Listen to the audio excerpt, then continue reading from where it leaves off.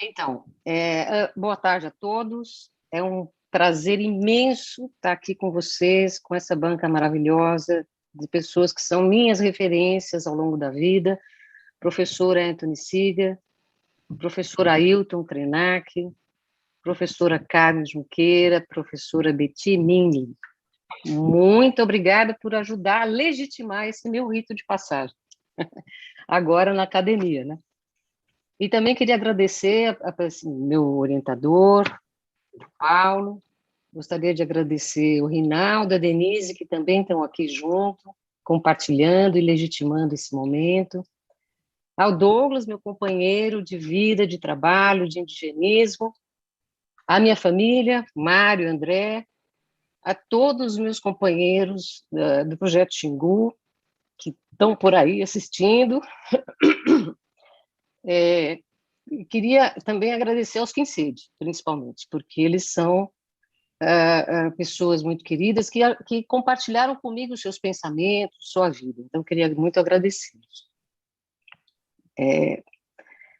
Então, uma coisa que eu achei interessante foi pensar como eu ia dizer, como que eu ia apresentar a tese, porque ela tem vários capítulos, são vários capítulos que podem, cada um deles, gerar uma tese, uma conversa imensa. Então, eu preferi dar uma passeada pelos capítulos e elencar, eu pensei alguns aspectos que eu achei que seriam mais interessantes para a nossa conversa de hoje.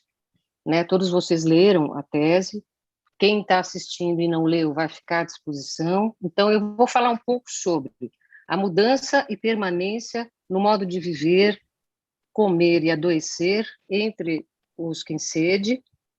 Deixa eu só botar aqui o meu cronômetro, senão eu vou... Vocês sabem que eu falo demais, né? Então, e novas práticas, saberes e significados, sobre esse tema que eu vou estar falando com vocês. Ué, não está indo? Ah, tá. Bem, como que eu cheguei até aqui? É interessante contar essa história, né? Eu estava no Xingu, no barco, com Douglas, e a gente estava visitando as aldeias e conversando sobre essas mudanças todas que a gente está vendo no modo de viver das pessoas, das aldeias, a entrada do alimento de fora, as mudanças de dieta, os novos conflitos, as novas doenças. E nessa conversa, a gente estava pensando que, em alguns momentos, a gente presenciou Quarupes, por exemplo, com mais paus de Quarupe do que o comum. Eles estavam morrendo mais idosos, morrendo por AVC, por outras doenças.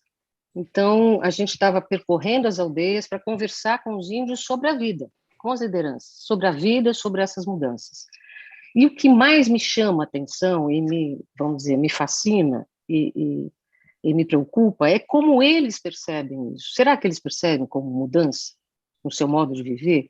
Será que eles percebem alguma associação com as novas doenças? Como eles estão vendo isso? Então, essa indagação, para mim, foi um grande insight dizer que, então, eu ia me aprofundar nisso, ia estudar isso, né, entre os índios. E acho que um dos modos da gente fazer essa observação, entrar, entender esse processo, seria olhar a partir do adoecimento, da condição de saúde, por exemplo, de um povo, em geral, é um reflexo do que se passa na sua trama social e também na relação com o outro, né?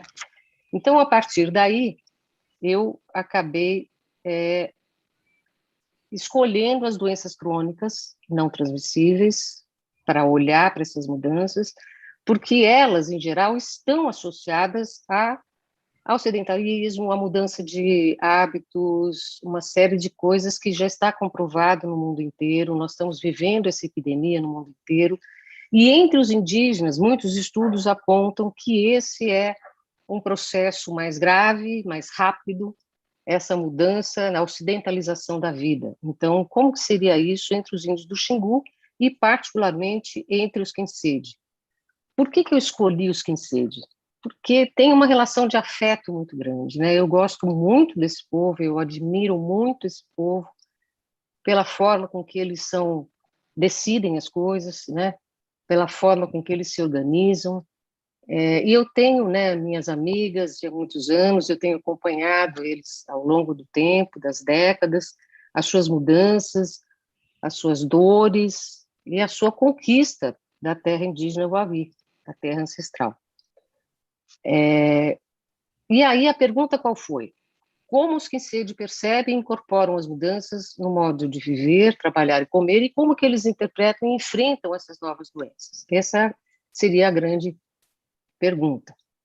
Como que eu ia fazer isso? Que metodologia, que desenho metodológico poderia dar conta de responder essa pergunta?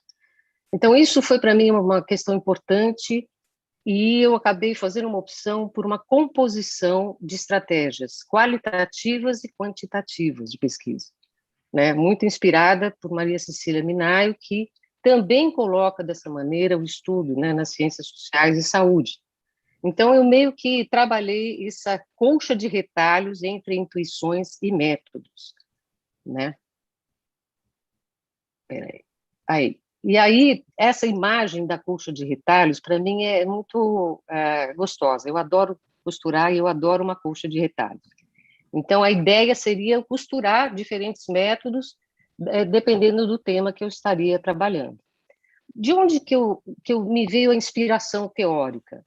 Eu trabalhei em 3 grandes campos. Na antropologia, eu gosto e me identifico muito com Georges Balandier, na antropologia política, e também vejo, assim, gosto muito dessa relação que ele aponta do caos e da ordem, da desordem e da ordem, esse movimento, como ele é criativo, como ele é inseparável. Então, pensar a doença como uma desordem e você ter que enfrentar para lidar com a cura, o enfrentamento dos problemas de saúde, eu gosto dessa referência. Anthony Seeger, professor Anthony Seeger, é quem mais entende dos Kinsede e os acompanha até hoje. Então, foi uma fonte inspiradora, eu li muitos materiais e, inclusive, a gente chegou a conversar um pouco sobre a tese. Na antropologia e saúde, essa relação da antropologia e da saúde, eu me inspiro muito em Eduardo Menezes e Jim Langdon, que eles trabalham há muitos anos com essa questão, com essa interface, particularmente quando você pensa em como as diferentes culturas entendem o processo de adoecimento e como eles criam modelos de atenção, mapas de cuidado, de autoatenção, itinerários terapêuticos que eles percorrem, fazendo opções tanto na biomedicina como nas tradições da sua própria cultura. Então, eu também trabalhei muito com esses autores.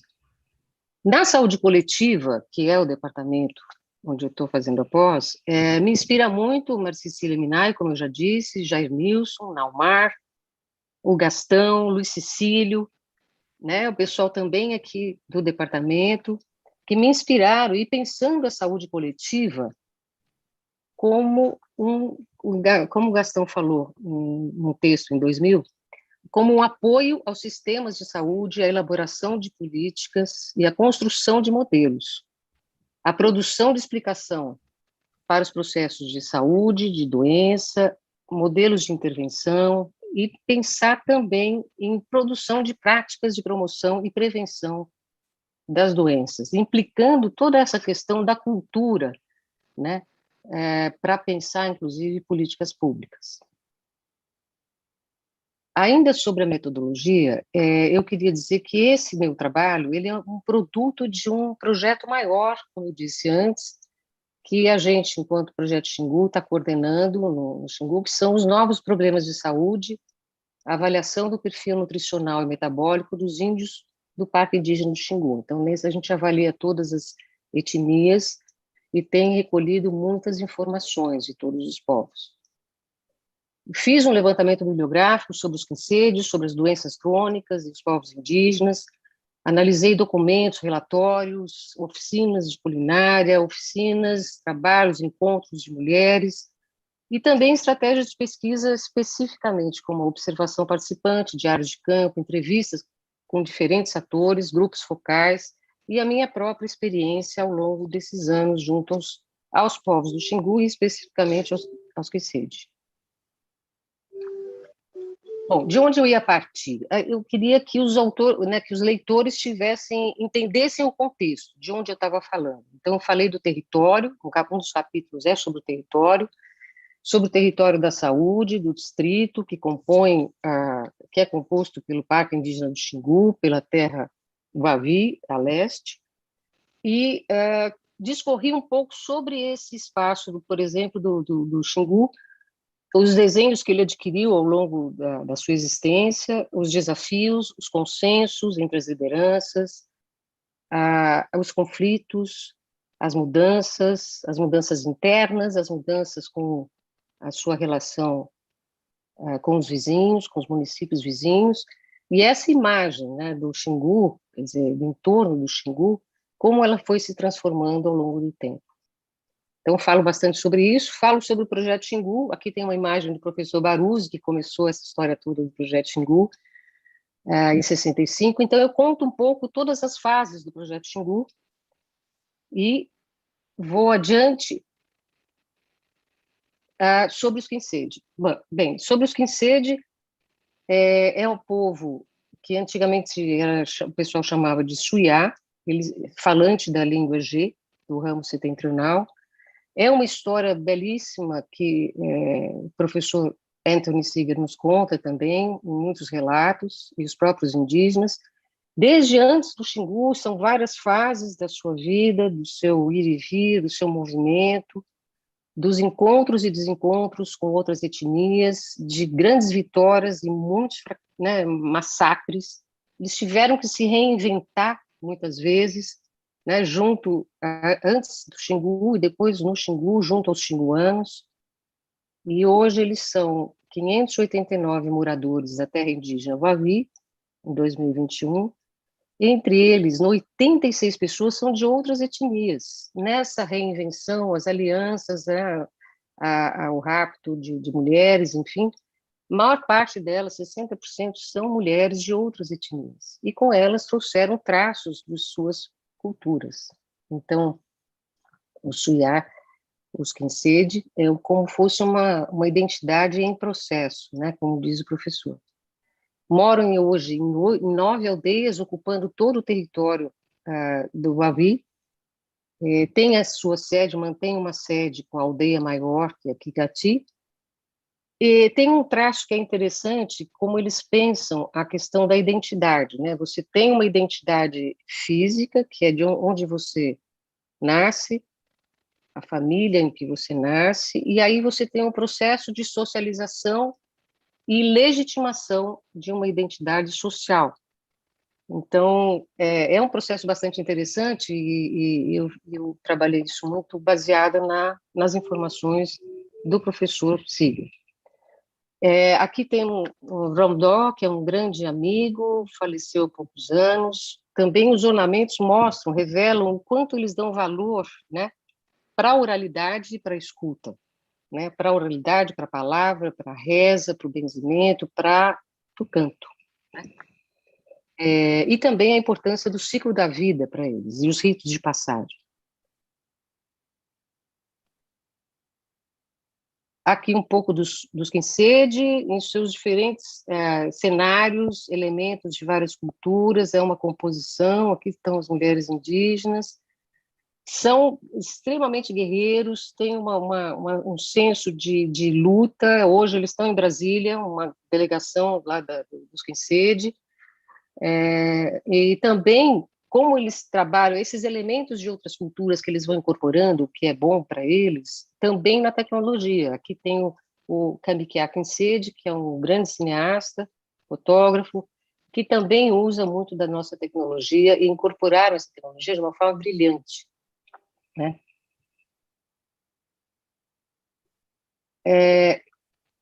Aí, o que aconteceu? O que eu encontrei?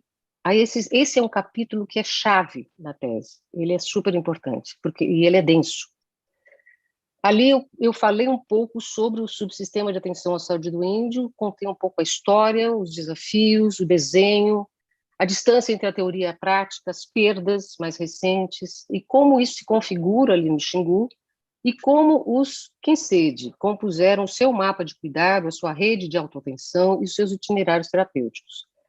Depois disso, eu vou falar sobre a presença das doenças crônicas e como o estado da arte ali no Xingu, entre os Kinseed. A gente trabalhou as doenças crônicas em 4 momentos diferentes. Esses gráficos mostram bem o que aconteceu. O primeiro momento, aí, em 1985, foi quando, inclusive, eu e Douglas fizemos parte da equipe de campo de um projeto enorme, que era Intersalt multicêntrico, que justamente queria identificar doenças crônicas entre os povos indígenas e outros centros pelo mundo afora. E ali não havia nada. Então, a gente tem um marco zero, um ponto zero para doenças entre os incêndios. Depois, a gente fez uma nova avaliação, uma nova pesquisa em 99, um pouco antes deles irem para a fronteira, para a terra indígena Wavi, que era na fronteira leste, próximo à cidade. Um pouco antes, a gente já percebeu que havia um aumento de sobrepeso, começa a aparecer obesidade, começa a aparecer uma hipertensão arterial, aumento de triglicérides, e dali, depois de 10 anos, nós fizemos uma nova análise, em 2010, que aí, nesse caso, a gente viu um aumento imenso de sobrepeso, um aumento não tão grande de obesidade, um aumento de triglicérides e outros elementos que mostraram para a gente a hipertensão, a própria diabetes apareceu, mostraram uma mudança imensa, justamente no momento em que eles foram mais próximos da cidade, em que a terra estava desgastada por ocupação anterior de pastagem, as roças eram pobres, os rios não eram viscosos, e eles dependiam muito do alimento que vinha de fora, das cidades, do entorno. Então, fica evidente que há uma mudança no modo de viver, ela produz doença, né? E depois, a gente foi agora, em 2019, de novo a campo, e a gente esperava que tivesse acontecido, né, muito mais casos, né? E a gente se surpreendeu que a sobrepeso estacionou, quer dizer, teve uma desaceleração, a obesidade aumentou, mas a gente ainda está identificando os fatores dessa obesidade, se foi uma consolidação de sobrepeso anterior, o que significa isso? Se é massa magra, se é de fato obesidade, né? Mas o triglicéride, a hipertensão e mesmo a diabetes se estabilizaram ou desaceleraram. Isso foi incrível. O que aconteceu, né? Como que a gente justifica isso? E foi interessante porque a gente, na ocasião, em 2010, 2011, quando a gente percebeu, quando a gente fez a pesquisa, a gente fez também várias intervenções. E aí tem a ver também com esse olhar da saúde coletiva. Nós fizemos oficina de culinária, fizemos rodas de conversa com vários setores, vários segmentos, eles fizeram entre eles novos combinados, falamos muito sobre essas doenças, como que elas aparecem, e foi curioso que essas doenças têm uma conversa difícil. Por quê? Porque falar que do gordo é complicado, porque como que eu vou separar o que é um gordo doente do que é um forte saudável? Para eles ainda e para muitos de nós, confuso isso, esse entendimento do por onde anda, por onde caminha a obesidade e o sobrepeso, do que é bom e do que é ruim, né? Por outro lado, as explicações que a gente dá para as doenças que estão relacionadas às comidas inadequadas faz muito sentido para o que eles têm como uma causação de doença, né? Principalmente nas explicações tradicionais para as restrições, para as dietas, quebras de regras de comportamento, e o alimento está muito relacionado a isso, à doença. Então, a evitação ou diminuição do consumo de determinados alimentos, que quando a gente fala para eles, faz sentido, né? E faz mais sentido quando a comida vem do branco, porque aí entra outro elemento, que é o entendimento de que a comida que vem do branco, ela ou está envenenada pelo agrotóxico, ou ela é uma arma nessa relação colonizador-colonizado, né? Então, como que os Kinsey incorporaram essas doenças? Eles já estão nominando essas doenças, eles já estão explicando na língua essa doença. Então, eles têm nome. E o nome, em geral, está associado à comida, ao comer, né? Tanto para diabetes, hipertensão, como para obesidade, né? E aí, no meio desse caminho, pessoal, chegou a pandemia, né? O que aconteceu? Tudo mudou o canal. Então, eu não consegui voltar a campo como eu gostaria para continuar essa investigação. Os assuntos, nós tivemos que mudar a forma de nos comunicar, então, aí, virtual, em salas virtuais, pelo WhatsApp, nós demos um jeito de se falar e de conversar agora, não sobre as doenças crônicas, mas sobre uma doença aguda, sobre a epidemia. E aí foi uma conversa intensa, meses a fio, sobre como enfrentar a epidemia da Covid. Então, esse foi o grande assunto, o grande tema, e a gente também viu como os Kensei reagiram a isso. E eles imediatamente criaram um grupo de trabalho, fizeram protocolos, fizeram um desenho de isolamento incrível, que conseguiu afastar da aldeia, né, mais de um ano a doença. Né? Só começaram a aparecer casos quando eles já estavam vacinados, as 2 doses. Então, eles fizeram casas de barreiras sanitárias, eles fizeram casa de quarentena, eles fizeram desinfecção das compras, as pessoas iam comprar com um cartãozinho na máquina da associação indígena. Então, eles fizeram um desenho genial da pandemia. Então, isso também compõe um dos capítulos e fala um pouco dessa diferença de abordagem, de enfrentamento de doenças crônicas e agudas, né? Enfim, esse é um outro tópico que foi um tema maravilhoso, porque o deixar o espaço para parar da gente olhar como biomédicos para a doença e olhar para a vida e ouvi-los sobre isso. Então, ouvi-los sobre o que mudou e o que os preocupa foi super importante, porque a doença acaba sendo uma consequência de todas essas outras mudanças que os preocupam demais. Então, as mulheres falaram muito sobre o parir, né, o parto na cidade, como ele muda, ele quebra regras, ele torna as mulheres distantes do seu cotidiano, do acompanhamento do parto, da dieta da criança, da mãe, né, do nascimento em si, nascer fora da terra. Como é que vai ser isso? Como é que a pessoa nasce fora da terra, né? Então, elas falaram muito da preocupação delas em relação a isso. O aprendizado dos jovens foi uma outra questão, quer dizer, o quanto eles estão distantes das tradições, né? Onde que foi parar esse aprendizado? Em geral, era na casa dos homens, onde se fazia essa legitimação da identidade social, por exemplo, como eu falei antes. Mas mudaram os assuntos da casa dos homens, né? Mudou, os temas ficaram muito mais voltados para fora, para a cultura do branco. Então, eles sentem essa distância dos jovens em relação às tradições, eles se culpam também, porque assumiram postos de lideranças em diferentes instituições e ficaram mais distantes do aprendizado, do processo de ensino-aprendizagem dos jovens. Então, essa é uma questão que eles colocam, que os preocupa muito, como equilibrar, como retomar isso, né? A educação escolar também é uma questão que vem nessa mesma direção. A escola, quer dizer, as crianças e os jovens entram na escola e começam a aprender pelo conhecimento do branco. Como equilibrar isso? Como trazer o conhecimento tradicional para dentro da escola e como levar a escola para dentro da tradição? Como equilibrar? Essa é uma grande preocupação. Outra preocupação é a monetarização e a economia interna, como eles dizem. Quer dizer, como trabalhar isso e pensando nessa relação do indivíduo e do coletivo, do individualismo e do capitalismo, né? Quer dizer, essa é uma questão importante que eles estão preocupados, criaram um fundo para poder suprir as suas necessidades enquanto sociedade, usaram isso, inclusive, para o combate à Covid, e esse é um tema importante, né, os benefícios e todo o dinheiro que está entrando na aldeia. E, por fim, os espaços da aldeia mesmo têm se modificado ao longo do tempo, né? A gente tem acompanhado e aquele fogo de dentro da aldeia, onde fazia comida, foi para fora, para trás da casa, onde é o lugar do privado, vamos dizer assim, né? E aí ali criou-se um outro espaço, que é de visita, que é da conversa, que é do processamento do alimento. Um outro espaço que também mudou, todo o espaço que está ligado ao branco tem que ficar numa dimensão, para eles, distante do cotidiano, né? Da sua aldeia, dos seus centros, né? E também o espaço das mulheres.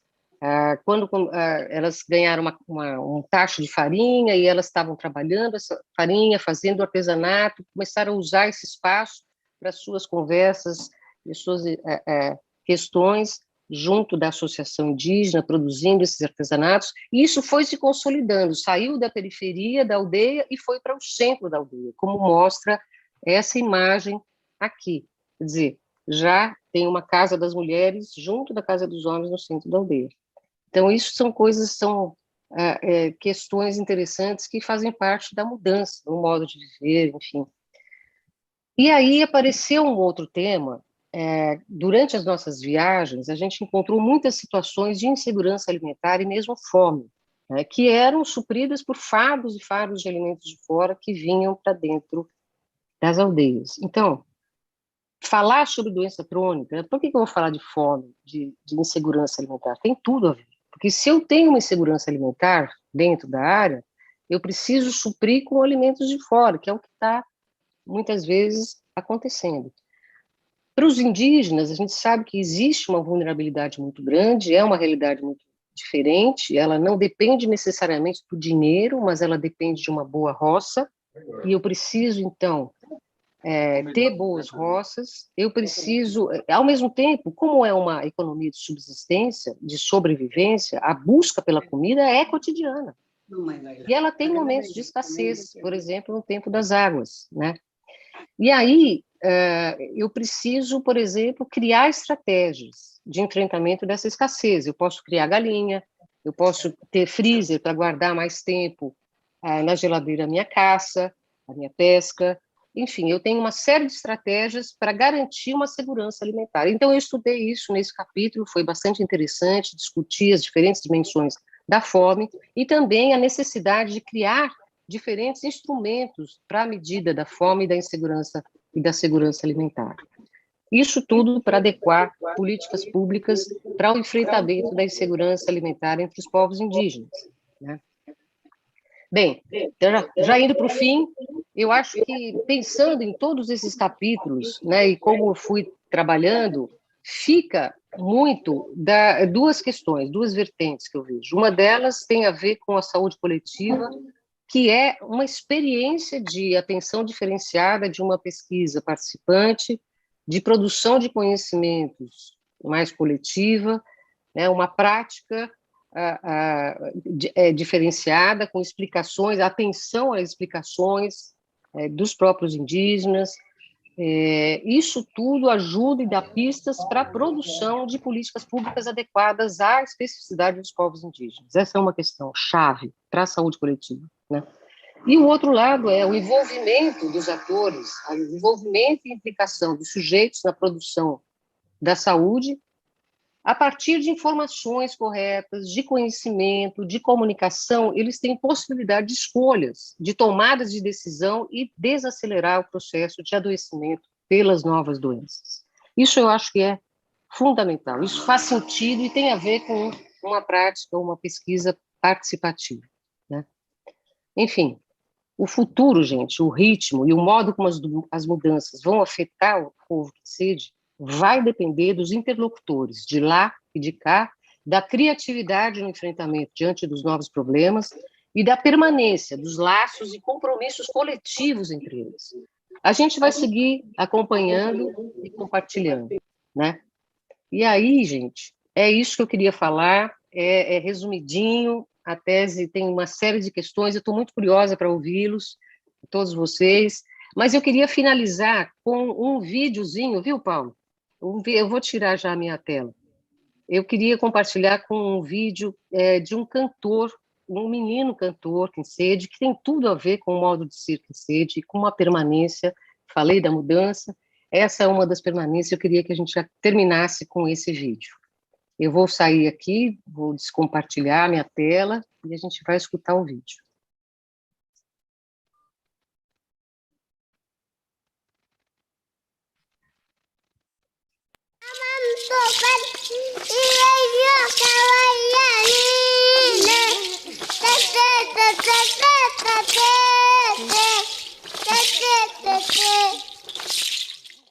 Sine khana mtage ipomra ma mengera khormbra ma khormbran gran nwana ni gan banan ke wisok ta khon ke ma ajima wisok gan gandira ke majima ajin gere royane nwana ala ka jin gere bai ma anmai tu bai nai nan khuma